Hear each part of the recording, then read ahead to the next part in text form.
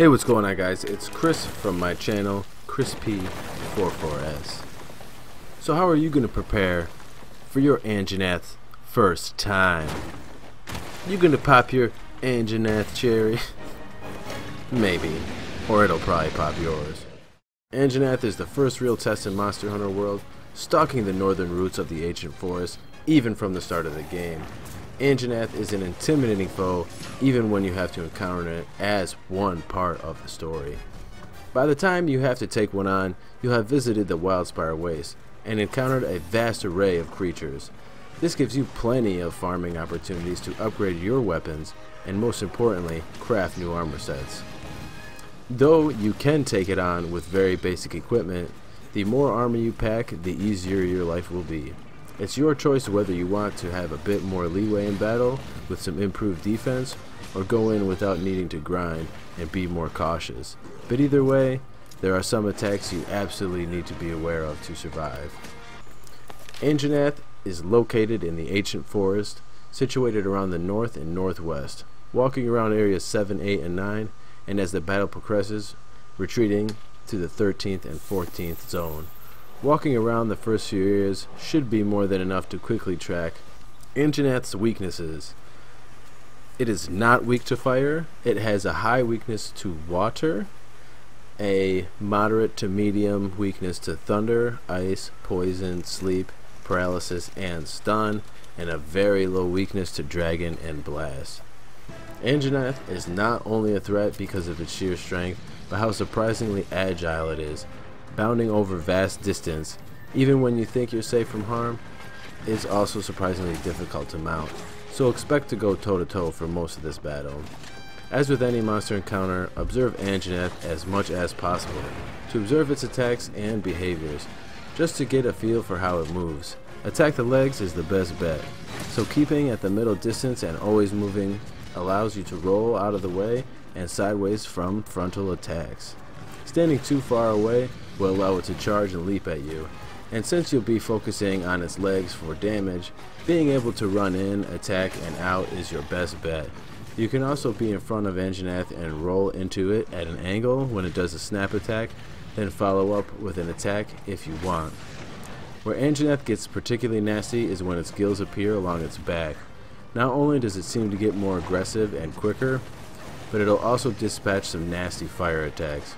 Both are telegraphed in advance. One is a 180-degree spray that is easily dodged for a follow-up attack, while the other is an extremely powerful and remarkable far-reaching flamethrower blast that will one-shot you with ease. Anjanath will then continue to alternate between those two phases, even until it's down. The key is to take your time and be patient regardless of how good your armor is, as Anjanath can knock you down in just a handful of attacks, or in the case of the flamethrower burst, just one when you least expect it. Obviously, having more defense allows you to risk close encounters and take a few knocks. It's also worth noting that Anjanath can and will pick fights with other creatures during the battle, including the even more powerful Rathos. Though this can work out in your advantage, Rathos can knock off a useful 750 hit points from Anjanath. Both can turn their attention to you at the same time as well. Keep an eye on both of them at a good distance and be ready to retreat. You can also take a long route round back to Anjanath and hope Rathos is making trouble elsewhere. How to farm Anjanath's fang, plates, tails, scales, and nose bone. Not only to the items I just mentioned, Anjanath can also drop a flame sack as well. To effectively farm Anjanath, it's best to use the investigations.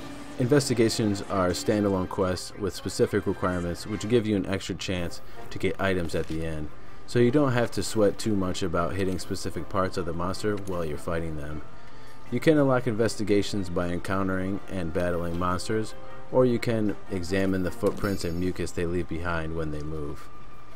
Another big tip I have, which you should probably already know this already, for farming Anjanath, not only to do it in the investigations, but also join other people's quests. Even when you're fighting Anjanath for the first time, use your flare gun. There's no reason that you should fight Anjanath alone, because it will take you half an hour to 40 minutes, most likely, to fight him by yourself. If you use the SOS flare gun, you can get some monster hunting teammates to help you out, This whole process should take about 10 to 15 minutes. And then, so in the instance of farming, if you don't see it right away in the joining another quest, try going to the SOS option, or I believe it's called respond to SOS option in the join quest at the quest board. And this should make it a lot easier. It should take you about 10 minutes, and you should only have to do it 3 to 4 times. Make sure you check back at the workshop to see what you need and what you have. So I hope this video helps you out, guys, and keep in mind that I'm still trying to get 1,000 subscribers by February 20th.